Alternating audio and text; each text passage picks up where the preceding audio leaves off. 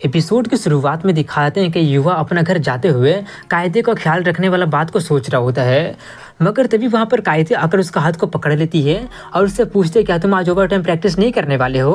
कायदे को वहाँ पर देखकर वो काफ़ी ज़्यादा हैरानी से पूछते कि तुम यहाँ पे क्या कर रही हो, क्या तुम ठीक फील तो कर रही हो ना।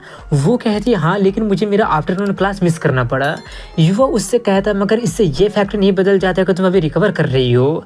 यहाँ पर मेरा इंतजार करने के बजाय मैं तुम्हें घर में मेरा इंतजार करना चाहिए था।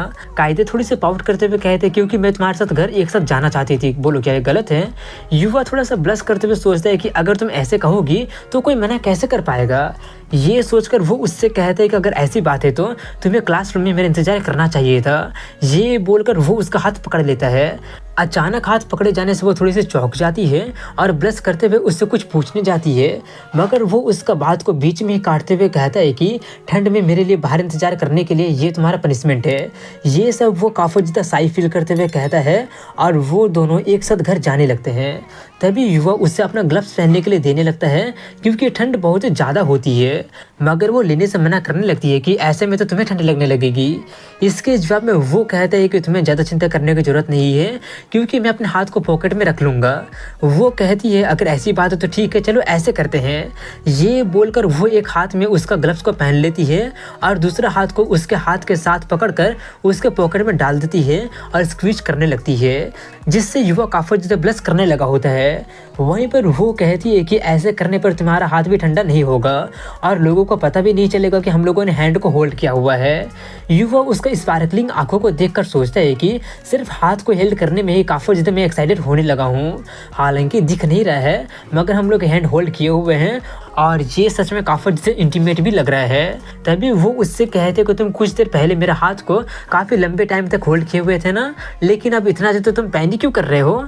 युवा कहता हाँ वो बात सच है, मगर ये सच में थोड़ा सा एम्बैरेसिंग लग रहा है। कायदे उससे पूछते क्या मेरे साथ मेरा हाथ को एक साथ पकड़ के चलना तुम्हें पसंद नहीं है। युवा कहता ऑफकोर्स नहीं। ये बोलकर वो सोचता है कि इस तरह से हाथ पकड़ना जिसमें फिंगर भी इंटरमाइंड हो, ऐसा तो सिर्फ लवर्स ही करते हैं, और अगर तुम्हारा पार्टनर कायदे के जैसे में खूबसूरत ब्यूटीफुल लड़की हो तो मज़ा तो और ज़्यादा आ जाएगा। एक सेकंड, ये सब तो काफ़ी ज़्यादा अजीब लग रहा है क्योंकि मैं तो पहले ही इस बंधन में बंध चुका हूँ। तभी वो उससे कहती है जल्दी चलो नहीं तो सुपरमार्केट बंद हो जाएगा। ये बोलकर वो लोग जल्दी से सुपरमार्केट चले जाते हैं और वहाँ से अपना ज़रूरत की कोई चीज़ें खरीद कर वहाँ से इसी ठंडी वेदर में वो लोग एक दूसरे के हाथ को गर्माहट को फील करते हुए घर चले जाते हैं। अब इसी के साथ में कुछ दिनों बाद का सीन दिखाया जाता है जहाँ पर उनका वैलेंटाइन डे आ गया होता है और दोनों प्रोटैगनिस्ट को स्कूल के कैफेटेरिया में दिखाते हैं जहाँ पर वो दोनों एक साथ बैठे होते हैं और कायदे बार बार इधर उधर देख रही होती है। उससे अजीब बर्ताव करते देखकर युवा उससे पूछ लेता है कि क्या हो गया है। कायदे उससे कहते मुझे पता है कि तुम्हारे भी कुछ फैंस है और अभी कुछ लड़कियों को मुझे घूरते हुए मैंने नोटिस किया है। युवा उससे कहता है कि जरूर वो तुम्हारा कुछ इमेजिनेशन होगा और वैसे भी मैं सिर्फ एक एवरेज बंदा हूँ यार, ज़्यादा पॉपुलर तो हूँ नहीं, तो ऐसा कुछ होने वाला है नहीं। कायदे उससे कहते कि तुम्हें ये पता होना चाहिए कि तुम कितना ज़्यादा चार्मिंग हो। ध्यान से सुनो, तुम जैसे हो वैसे तुम काफ़ी ज़्यादा ग्रेट हो। ये बोलकर वो उसे उसके बारे में कुछ अच्छी अच्छी चीज़ें बताकर कहती है कि ये बात गांठ बांध लो कि काफ़ी सारी लड़कियाँ इसे अट्रैक्टिव समझती है। तभी निकायदे उससे कहती है कि पॉपुलर होना काफ़ी ज़्यादा मुश्किल है युवा। ये सुनकर कायदे कुछ अजीब नोटिस कर लेती है और वो दोनों आपस में बातें करने लगते हैं। देखने में तो लग रहा होता है कि वो लोग बातें कर रहे होते हैं, यानी कि उनके बातों में जेलसी साफ नज़र आ रही होती है, जो देखकर युवा को थोड़ा सा अजीब लगता है कि ये क्या हो रहा है क्योंकि उससे लड़कियों की बातों तो समझ में आ नहीं रही होती है। तभी ओत्सुकी उन दोनों का मामला को शांत करते हुए उन लोगों से पूछ लेती है कि क्या तुम दोनों ये डिसाइड कर ली हो कि वैलेंटाइन डे में तुम लोग क्या करने वाली हो। ये सुनकर कायदे काफ़ी ज़्यादा एक्साइटेड होकर कहने लगी होती है कि ऑफकोर्स मैं वीकेंड में एक चॉकलेट केक बनाने वाली हूँ। ये सब बोलते बोलते वो निकायदों से भी पूछ लेती है। वो कहती है कि मैंने अभी तो कुछ सोचा नहीं है। तभी ओत्सुकी उससे कहती है अगर ऐसी बात है तो क्यों ना हम लोग इस वीकेंड में कायदे के यहाँ पर एक साथ चॉकलेट बनाने के लिए चलें। ये सुनकर युवा काफ़ी ज़्यादा हैरान रह जाता है और सोचता है कि अगर ऐसा सच में हो जाता है तो उन्हें पता चल जाएगा कि मैं कायदे के साथ रहने वाला बात उन्हें सच में पता चल जाएगा। ये सोचकर वो जल्दी से कायदे को इशारा करता है हेल्प करने के लिए, मगर वो उसका कुछ और ही मतलब समझ लेती है और वो काफ़ी ज़्यादा खुश होकर उसका इस प्लान यानी कि एक साथ चॉकलेट बनाने वाले प्लान के बात को मान लेती है, जिससे युवा और ज़्यादा शॉक्ड रह जाता है। उसका हालत ख़राब हो ही रहा होता है कि तभी उसका दोस्त सिंजी भी कहने लगा होता है कि हाँ ये काफ़ी ज़्यादा अच्छा आइडिया है, और वो धीरे से युवा से बोल रहा होता है कि बहुत मज़ा आने वाला है, जिससे उसका दिमाग और ज़्यादा ख़राब होने लगा होता है। मगर अब वो कुछ कर भी नहीं पाता है। तभी ओत्सुकी निकाइदो को भी ज्वाइन करने के लिए पूछती है, मगर वो वहाँ से जाते हुए इनकार करते हुए कहती है कि इस वीकेंड मेरा दूसरा काम करने का प्लान बना हुआ है। अब इसके बाद में वो दिन यानी कि वैलेंटाइन डे आ गया होता है, जहाँ पर युवा का सोकर प्रैक्टिस होता है, इसलिए आज वो जल्दी घर से निकला होता है। जहाँ पर कायदे उसके लिए लंच बनाई होती है जो कि वो उसे देती है और वो उसे बेस्ट ऑफ लक कहती है। युवा अपने लंच को बैग में रखी रहा होता है, तभी वो थोड़ी सी क्यूट एक्ट करते हुए उससे कहती है कि ओवर टाइम प्रैक्टिस करने के बजाय सिंजी के साथ जल्दी घर आ जाना। मैं चाहती हूँ कि तुम मेरे हाथों का बनाया हुआ केक को जल्दी से जल्दी टेस्ट करके मुझे उसके बारे में बताना। ये सब सुनकर उसका दिल जोरों से धड़कने लगा होता है। वहीं पर वो उसके करीब जाते हुए कहती है कि एक्चुअली मैं तुमसे गुड बाय किस मांगना चाहती थी, लेकिन छोड़ो उसके लिए मैं थोड़ा सा और इंतजार कर लेती हूँ। ये सब सुनकर वो काफ़ी ज़्यादा एम्बैरेस हो गया होता है, मगर सोचते हैं कि जरूर ये जानबूझ के ये सब कर रही होगी ताकि ये मेरा दिल को जोरों से धड़का सके। लेकिन मैं इसको लेकर अवेयर हूँ कि ये आज थोड़ा सा ज़्यादा ही हार्ड ट्राई कर रही है, क्योंकि वो थोड़ी सी ब्लश कर रही है, इसलिए ये प्रूव कर देते हैं कि वो एम्बैरेस है। फिर भी वो गुड बाय किसके बारे में कह रही है, इसलिए मेरे हिसाब से मुझे यहीं पर अटैक कर देना चाहिए, जिससे मैं वन साइडेड टीज नहीं होऊंगा। ये सब सोचकर वो उससे कहता है ठीक है मैं जा रहा हूँ। ये बोलकर वो उसके माथे पर किस कर देता है और काफ़ी ज़्यादा एम्बैरेस होते हुए जल्दी से वहाँ से भाग जाता है। उसके जाने के बाद में वो काफ़ी ज़्यादा एम्बैरेस हो जाती है और चिल्लाने लगती है कि युवा ने मुझे किस किया। इसके बाद में स्कूल के बाद का सीन दिखाया जाता है, जहाँ पर युवा सिंजी को अपने घर लेकर आ रहा होता है, जहाँ पर सिंजी उतना बड़ा बिल्डिंग को देखकर काफ़ी ज़्यादा हैरान रह जाता है और कहता है तो यही तुम्हारा लव नेस्ट है। युवा उससे कहता है कि यहाँ पर ऐसे डम्फाउंडेड खड़ा मत रहो। ये बोलकर वो उससे अपना अपार्टमेंट लेकर जाने लगता है, जहाँ पर वो अभी भी थोड़ा सा नर्वस हो रहा होता है। तभी वो अपने अपार्टमेंट के पास पहुंचकर डोरबेल को रिंग करता है। डोरबेल का रिंग को सुनकर वो जल्दी से अपने पहनकर बाहर निकलते हुए उसका वेलकम करते हुए पूछती है कि तुम पहले नहाना चाहोगे, खाना चाहोगे या फिर तुम मुझे खाना चाहोगे। ऐसा सिचुएशन देखकर सिंजी जल्दी से अपना मुंह छिपाकर हंसने लगा होता है, मगर युवा उसे पूरी तरह से इग्नोर करके कायदे की उम्मीद भरी नज़रों को देखते हुए कहता तो ठीक है मैं तुम्हें लूँगा। ये बोलकर वो अपना शर्ट खोलते हुए आगे बढ़ने लगा होता है, जिससे वो काफ़ी ज़्यादा शर्मा कर उससे पूछने लगी होती है कि क्या तुम मुझे खाना चाहते हो। वो कहता मैं तो तुम्हें बस वही दे रहा हूँ जो तुम मांग रही थी। कायदे अभी भी काफ़ी ज़्यादा ब्लश करते हुए कहते कि वेलकमिंग किस, और वो भी यहाँ पर। सिंजी यहीं पर है, तुम सुन रहे हो ना। मगर युवा उसकी कोई भी बातों पर ध्यान ना देते हुए उसे शांत रहने के लिए कहता है, इसलिए वो शांत होकर अपना आंख बंद करके किस करने के लिए तैयार हो जाती है। दूसरी तरफ में वो देखकर युवा अब काफ़ी ज़्यादा नर्वस होने लगा होता है, ब्लश करने लगा होता है और दिल भी उसका काफ़ी जोरों से धड़कने लगा होता है। मगर वो थोड़ा सा हिम्मत करके उसे किस करने ही वाला होता है कि तभी ओत्सुकी रूम में से बाहर निकलकर उससे पूछने लगती है कि क्या हो गया। मगर वो वैसे सिचुएशन को देखकर थोड़ा सा काफ़ी ज़्यादा शॉक्ड रह जाती है। ओत्सुकी को देखकर कायदे का हालत भी काफ़ी ज़्यादा खराब हो जाता है और वो कहने लगे होते कि हम कोई किस विश नहीं कर रहे थे, युवा मुझे किस करने की कोशिश किया है मगर अभी तक हम लोगों ने कुछ भी नहीं किया है। ये सब वो काफ़ी ज़्यादा एम्बैरेस और पैनिक करते हुए कहने लगी होती है। ओत्सुकी उसकी बातों को इग्नोर करके सिंजी से पूछती है कि क्या ये लोग किस करने वाले थे। वो अपने आंखों को बंद करते हुए उसे वहाँ से लेकर जाते हुए कहता है कि तुम्हें नहीं लगता है कि डिनर टाइम में इसको लेकर बातें करना काफ़ी ज़्यादा इंटरेस्टिंग होगा। जाते जाते वो बीच रास्ते में रुककर युवा का टांग खींचते हुए कहता है कि मैं लिविंग रूम में हूँ, मुझे पता है कि तुम हितोत्सुबा को हक करना चाहते हो मगर ओवरबोर्ड मत चले जाना। ये सुनकर वो चिल्लाने लगता है, मगर तभी वो ये नोटिस करता है कि वो उसके रिफ्यूट में कुछ कह ही नहीं पाता है, क्योंकि वो उससे काफ़ी टाइटली हक किए हुए था। इसलिए वो उसे छोड़ते हुए उसे डिनर ज्वाइन करने के लिए कहता है, मगर वो छोड़ने से मना करने लगती है और कहते हैं कि ये सब तुम्हारी ही गलती है, क्योंकि तुम मेरे हार्ट बीट को काफ़ी ज़्यादा तेज कर दिए हो। हालांकि मैं तुम्हारे हार्ट बीट को काफ़ी ज़्यादा तेज करना चाहती थी मगर तुम काफ़ी ज़्यादा अनफेयर हो। युवा हार मानते हुए कहता है कि ठीक है मुझे माफ़ कर दो, मैं बस थोड़ा सा इम्पल्स होकर थोड़ा सा कैरिड अवे हो गया था। तो अब बताओ कि मैं ऐसा क्या करूँगी जिससे तुम मुझे माफ़ कर दोगी। वो कहती है एक किस, मैं तुम्हें माफ़ कर दूंगी अगर तुम मुझे किस कर देते हो तो। ये सुनकर युवा थोड़ा सा शॉक्ड रह जाता है और सोचते कि मेरा फर्स्ट किस क्या ऐसे ही जाने वाला है, लेकिन मैंने तो अभी तक कन्फेस भी नहीं किया है। युवा को थोड़ा सा परेशान देखकर कायदे कहते है कि मैं तो सिर्फ मजाक कर रही थी, हम बाद में किस कर लेंगे। ये बोलकर वो उसे हक करते हुए कहती है कि मुझे बस टाइटली होल्ड करो, अपने पूरे माइंड के साथ में अपना लव एक्सप्रेस करो जिससे कि तुम किसी और को नहीं दोगे। युवा कुछ सोचकर उसे हक कर लेता है और सोचता है कि हम लोग पूरी तरह से लवर जैसे लग रहे हैं। इसके कुछ देर के बाद में कायदे उससे कहने लगी होती है कि अब ये थोड़ा सा एम्बैरेसिंग होने लगा है, मगर वो ना छोड़कर कुछ देर और ऐसे रहने के लिए कहता है, इसलिए वो मान जाती है। दूर से छुपकर वो सब देखकर ओत्सुकी पूछती है कि आखिर वो लोग हमें क्या दिखा रहे हैं। ये बोलकर वो दोनों ही उनका फोटो खींचने लगते हैं। कैमरा का शटर आवाज़ को सुनकर वो दोनों जल्दी से होश में आ जाते हैं और ये वो चिल्लाने लगा होता है कि आखिर तुम लोग क्या कर रहे हो। ओत्सुकी उन्हें फोटो दिखाते हुए पूछते कि तुम्हें नहीं लगता कि तुम लोग काफ़ी ज़्यादा अच्छा लग रहे हो। कायदे कहते हैं हाँ, ये फोटो सच में काफ़ी ज़्यादा अच्छा आया है, मुझे भेज देना, मैं इसे अपना वॉलपेपर बना लूँगी। इसके बाद में वो लोग डिनर करना शुरू कर दिए होते हैं, जहाँ पर कायदे उन्हें बता रहे होते कि कैसे युवा उस पर अटैक किया था। वो सब सुनकर युवा काफ़ी से सर में से पानी पानी होने लगा होता है। तभी सिंजी कहता है ठीक है पहले खा लेते हैं।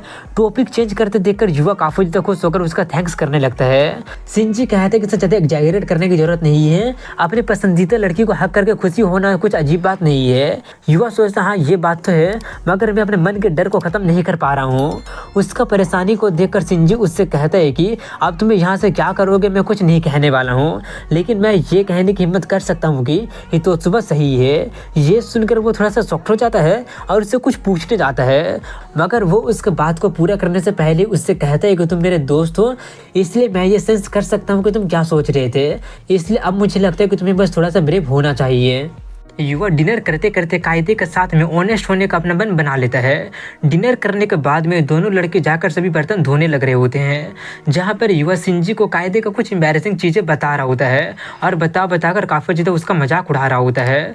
जो सब सुनकर वो चिल्लाने लगी होती है कि ऐसी ऐसी चीज़ें मत बताओ, और ओत्सुकी को हंसते हुए देखकर वो चिल्लाकर उसे हंसने से मना करने लगती है। ओत्सुकी खुद को शांत करते हुए उससे पूछती है कि क्या तुम्हारे पास उस टाइम का कुछ फ़ोटो है। युवा कहता कोर्स है। ये बोलकर वो उन्हें वो वाला फोटो दिखा देता है जिसमें फोटो का फोकस खाना की जगह में कायदे पर ज़्यादा होता है। जो वो देखकर सिंजी युवा से कहने लगा होता है कि प्लीज अब और ब्रेक करना बंद करो, अनकॉन्शियसली बोस्ट करना काफ़ी ज़्यादा अनबियरिंग है, तुम्हें पता है ना। ये सब सुनकर युवा का दिमाग काफ़ी ज़्यादा खराब होने लगा होता है। तभी ओत्सुकी उससे कहती है कि हमें पता है कि युवा कायदे को काफ़ी ज़्यादा पसंद करता है, इसलिए चलो अब मेन इवेंट की तरफ बढ़ते हैं। ये सुनकर कायदे जल्दी से अपना चाल चलते हुए कहती है कि अब तुम्हारा हार्ट पंपिंग का टाइम आ गया है और अब मेरा प्यार से भरा हुआ वैलेंटाइन केक को एक्सेप्ट कर लो। ये सुनकर युवा थोड़ा सा नर्वस होने लगता है और सोचता है कि मेरा दिल ऑलरेडी बहुत ही जोरों से धड़कने लगा है। ये पहली बार नहीं है कि किसी लड़की ने मुझे वैलेंटाइन डे पर कोई चॉकलेट या फिर केक दिया है, लेकिन फिर भी ऐसा क्यों हो रहा है। और ये सिंजी का बच्चा जरा से भी नर्वस क्यों नहीं हो रहा है, तो स्कूल का लव बर्ड होने का क्या यही फ़ायदा है। वो ये सब सोच ही रहा होता है कि तभी ओत्सुकी हाइप करते हुए उससे पूछती है कि कौन स्पेशल हैंडमेड चॉकलेट खाना चाहता है, जिसका साथ देते हुए सिंजी कहा था हाँ मैं खाना चाहता हूँ। मगर युवा कुछ भी नहीं बोलता है, इसलिए कायदे थोड़ी सी निराश हो जाती है, जो कि युवा को समझ में नहीं आता है कि वो ऐसा क्यों कर रही है। तभी ओत्सुकी उससे पूछते क्या तुम कायदे का हाथ को बनाया हुआ चॉकलेट नहीं खाना चाहते हो। वो प्रेशर में आकर थोड़ा सा एम्बैरेस होते हुए चिल्लाते हुए कहता हाँ मैं खाना चाहता हूँ। इसलिए अब काफ़ी ज़्यादा लेट हो जाने के कारण वो लोग जल्दी जल्दी अपना हाथ का बनाया हुआ केक उन्हें दे देते हैं। ओत्सुकी उसके पसंद के हिसाब से एक केक बनाती है जो कि उसे खाने के लिए दे देती है, मगर सिंजी कहता है कि मैं इसे बाद में खा लूँगा। मगर वो कहता है कि मैं इसे बाद में खा लूँगा क्योंकि हम इन दोनों के सामने में ज़्यादा फ्लर्ट नहीं कर सकते हैं। ये सब सुनकर युवा उसे घूरते हुए सोचने लगा होता है कि आखिर ये मेरे घर में क्या करने की कोशिश कर रहा है, कहीं ये लोग एक दूसरे को फीट करने वाले तो नहीं है ना। सिंजी उसे अपने आप को घूरते देखकर उससे कहता है कि मुझे देखना बंद करो और हितोत्सुबा को देखो, वो तुम्हारा इंतजार कर रही है। वहीं पर कायदे थोड़ी सी नर्वस होते हुए उससे कहती है कि मैंने बहुत ही मेहनत किया है, मैं चाहती हूँ कि तुम इसे जल्दी से टेस्ट करो। वो उसके लिए एक पेस्ट्री बनाई होती है जो देखने में काफ़ी ज़्यादा टेस्टी लग रहा होता है। युवा उसे टेस्ट करता है और कहता है कि ये सच में बहुत ही ज़्यादा अच्छा है, काफ़ी ज़्यादा डिलीशियस है, आज तक मैंने कभी भी इतना ज़्यादा डिलीशियस केक नहीं खाया है। ये सब सुनकर ओत्सुकी उस पर चिल्लाने लगी होती है कि तुम फूड रिव्यू करने में बहुत ही बेकार हो। युवा उससे कहता मुझे नहीं पता कि इसे कैसे करना है, ऑफकोर्स ये काफ़ी ज़्यादा टेस्टी लग लग रहा है। मैं काफ़ी ज़्यादा खुश हूँ कि उसने ये मेरे लिए बनाई है। मुझे लगा नहीं था कि वो मेरे लिए इतना अच्छा केक बनाएगी। मेरा मतलब है कि मैं ये जानकर काफ़ी ज़्यादा खुश हूँ कि वो मेरी इतना ज़्यादा केयर करती है। इतना बोलकर वो सोचते हैं कि सेम टाइम पर मैं थोड़ा सा सॉरी भी फील कर रहा हूँ। मुझे बस एक स्टेप एक टाइम पर लेना है। ये सोचकर वो जेन्युइनली खुश होकर उससे कहता है कि इतना अच्छा केक बनाने के लिए थैंक्स। मैं तुम्हारे इमोशन को अच्छी तरह से फील कर सकता हूँ। मैं विश करता हूँ कि हमारा रिलेशनशिप फॉरएवर लास्ट करे। वो सब सुनकर कायदे काफ़ी ज़्यादा इम्प्रेस हो जाती है और उसे हक करते हुए कहते मैं भी यही चाहती हूँ। अब इसके कुछ देर बाद का सीन दिखाया जाता है जहाँ पर शिनजी और ओत्सुकी अपने अपने घर चले जाते हैं। उनके घर जाने के बाद में वो दोनों उस केक को लेकर कुछ और बातें करते हैं और तभी कायदे उससे पूछने लगती है कि तुम्हें किस तरह का अंडरवेयर पसंद है। अगर पॉसिबल हुआ तो मैं वो पहनना चाहूँगी जो कि तुम्हें पसंद हो। तुम्हारे हिसाब से मुझे कैसा पहनना चाहिए। ये सब सुनकर युवा जल्दी से शर्म के मारे अपने मुंह घुमाने लगता है, जो देखकर कायदे उससे और ज़्यादा टीच करते हुए कहती है कि फ्लावर पैटर्न वाला या फिर फ्रेश ब्लू कलर का ब्राइट कलर तुम्हें हैप्पी मूड में लाता है ना, या फिर ब्लैक विथ मैच्योर फील के साथ तुम्हें कैसा लगेगा। अगर मैं उससे तुम्हें सेड्यूस करती हूँ तो उससे सेक्सीनेस और ज़्यादा बढ़ जाएगा ना। और अगर सिडक्शन की बात करें तो पिंक कैसा रहेगा। मैंने सुना है कि उसका बात को पूरा करने देने से पहले युवा काफ़ी ज़्यादा शर्मा कर उससे रुकने के लिए बोलकर खुद ही वहाँ से भाग जाता है और उसका मुस्कुराहट वाले एक्सप्रेशन को देखकर सोचता है कि वो मेरा रिएक्शन देखकर मजे ले रही है। अभी बताता हूँ। ये बोलकर वो उसके लिए केक का स्लाइस लेकर जाता है, जिसके लिए वो उसे थैंक्स कहती है। मगर वहाँ पर फोर्क को ना देखकर वो उससे पूछने लगती है कि चम्मच क्यों नहीं लेकर आई हो। युवा जिस चम्मच से खाया होता है वही वाला वो उसे देते हुए कहता है कि तुम इसे यूज क्यों नहीं कर सकती हो, नया लाने की क्या जरूरत है। ये सुनकर वो काफ़ी ज़्यादा एम्बैरस हो जाती है और पूछने लगती है कि ये तुम क्या बोल रहे हो। युवा उसका रिएक्शन देखकर काफ़ी ज़्यादा खुश होते हुए सोचते हैं कि जैसा प्लान था, मगर ये अभी भी ख़त्म नहीं हुआ है। मैं ज़रूर तुमसे मुझे टीच करने का बदला ज़रूर लूँगा। ये सोचकर वो उसे मुंह खोलने के लिए बोलकर खिलाने लगता है, जिससे वो और ज़्यादा एम्बैरस होने लगती है। मगर वो थोड़ा सा हिम्मत करके खुद को शांत करते हुए अपना मुंह खोल देती है और खा लेती है। युवा पूछता तो बताओ कैसा था, क्या वो अच्छा था ना। वो कहते मुझे नहीं पता क्योंकि मेरा दिल काफ़ी ज़ोरों से धड़क रहा है, जिससे मैं कुछ भी टेस्ट नहीं कर पा रही हूँ। इतना बोलकर वो काफ़ी ज़्यादा ब्लश करते हुए कहती है क्योंकि ये एक इनडायरेक्ट किस है तो ज़रूर मेरा दिल काफ़ी ज़ोरों से धड़केगा ही धड़केगा। ये सब सुनकर अब युवा को रियलाइज होता है कि उसने क्या कर दिया है। वो जानकर अब युवा भी काफ़ी ज़्यादा ब्लश करने लगता है और कहता है कि मुझे लगा था कि मैं बस तुम्हारा ब्लशिंग फेस को देख पाऊंगा, इसलिए मैंने तुम्हारे साथ ऐसा किया। और वैसे भी मैंने सोचा नहीं था कि तुम इनडायरेक्ट किस को लेकर इतना ज़्यादा सरप्राइज हो जाओगी। युवा अपने आप में वो सब बकवास कर ही रहा होता है कि तभी वो उसके हाथ में से चम्मच को छीन कर उसे खिला देती है, जिससे वो एक पल के लिए काफ़ी ज़्यादा चौंक जाता है। मगर फिर टेस्ट करके सोचता है कि ये थोड़ा सा अजीब बात है क्योंकि ये चॉकलेट पहले से कुछ ज़्यादा स्वीट फील हो रहा है। मेरा फेस काफ़ी ज़्यादा गर्म हो रहा है और मेरा दिल भी काफ़ी ज़ोरों से धड़क रहा है। वो ये सब सोच ही रहा होता है कि तभी वो उससे कहती है कि मैं चाहती हूँ कि तुम समझो कि जिससे तुम पसंद करते हो उसे किस करने के बाद, हालांकि ये इनडायरेक्ट किसी क्यों ना हो, एम्बैरस ना होना इम्पॉसिबल है और तुम काफ़ी ज़्यादा मात्रा में हैप्पीनेस को फील करोगे। तुम काफ़ी ज़्यादा अनफेयर हो रहे हो। तुम मेरे दिल को इतनी आसानी से कैसे तेज कर सकते हो। मैं तुम्हें पहले फीट करना चाहती थी। उसकी सभी बातें सुनकर वो उससे कहता अगर ऐसी बात है तो तुम भी सबसे ज़्यादा अनफेयर हो रही हो। नहीं, तुम्हारा तो एग्जिस्टेंस ही काफ़ी ज़्यादा अनफेयर है। ये सुनकर वो काफ़ी ज़्यादा शॉक्ड होकर उससे पूछती है कि आखिर इसका मतलब क्या है।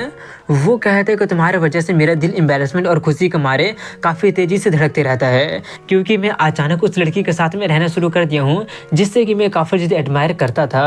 ये सब बोलकर वो काफ़ी ज़्यादा ब्लश करने लगता है, इसलिए वो जल्दी से वहाँ से भागने लगता है। मगर वो उसे भागने देने से पहले पकड़ लेती है और कहते हैं कि मुझे अकेले छोड़कर मत जाओ वरना। युवा उससे पूछता है कि क्या होगा अगर मैं चला जाता हूँ तो। वो कहती है कि अगर ऐसा होता है तो मैं खुशी से यहाँ पे नाचने लगूंगी।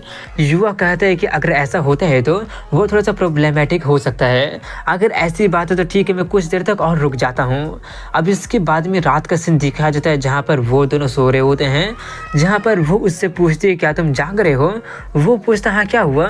कायदे उससे पूछती है क्या मैं तुम्हारे थोड़े से और करीब आ सकती हूँ। ये बोलकर उसका दिल काफ़ी ज़ोरों से धड़क रहा होता है।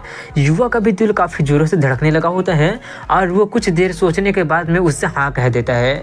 इसलिए वो आती है और उसे हक कर लेती है। उसका फील करके वो सोचते कि उसका सॉफ्ट लेमन का अरोमा काफ़ी ज़्यादा कंफर्टेबल है और सेम टाइम में मेरा ब्रेन को कंफ्यूज भी कर रहा है। उसका गर्माहट मुझ में ट्रांसफ़र हो रहा है और उसका सॉफ्ट सेंसेशन भी मुझे क्रेजी कर रहा है।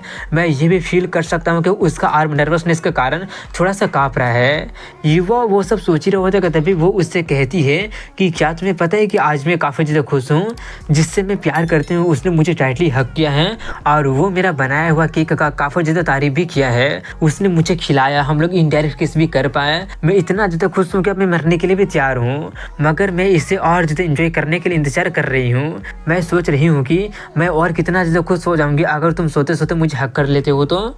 उसकी सभी बातें सुनकर युवा का कान काफ़ी ज़्यादा लाल होने लगा होता है और उसका चेहरा बेशर्मी के मारे काफ़ी ज़्यादा गर्म हो जाता है और वो सोचता है कि तुम काफ़ी ज़्यादा अनफेयर कर रही हो, अगर तुम इस तरह से बोलोगी तो मैं तुम्हारा कोई भी सेल्फिश रिक्वेस्ट को पूरा करने के लिए तैयार हो जाऊँगा। ये सब सोचकर वो उसकी तरफ मुड़कर आज के लिए उसे थैंक्स बोलकर उसे हक कर लेता है, जिससे पहले तो वो थोड़ी सी एक पल के लिए शॉक्ड रह जाती है मगर फिर से काफ़ी ज़्यादा खुश हो जाती है और कहते कि तुम काफ़ी ज़्यादा गर्म हो, तुम स्मेल भी काफ़ी ज़्यादा अच्छा कर रहे हो, लगता है कि आज मैं काफ़ी अच्छी तरह से सो पाऊँगी। उसकी सभी बातें सुनकर वो सोचता है मगर मुझे लगता है कि मैं नहीं सो पाऊँगा, लेकिन अगर तुम हैप्पीनेस को फील कर सकती हो तो मैं इससे ठीक हूँ। तभी कायदे उससे आई लव यू और गुड नाइट बोल कर सो जाती है और इसी के साथ में यहीं पर इस एपिसोड की एंडिंग हो जाती है। तो दोस्तों कैसा लगा ये वीडियो कमेंट सेक्शन में जरूर बताइएगा। मिलता हूँ एक अगले वीडियो में, तब तक के लिए वीडियो को लाइक कमेंट शेयर कर, चैनल को सब्सक्राइब जरूर कीजिएगा। थैंक यू सो मच दोस्तों for watching the video till the end.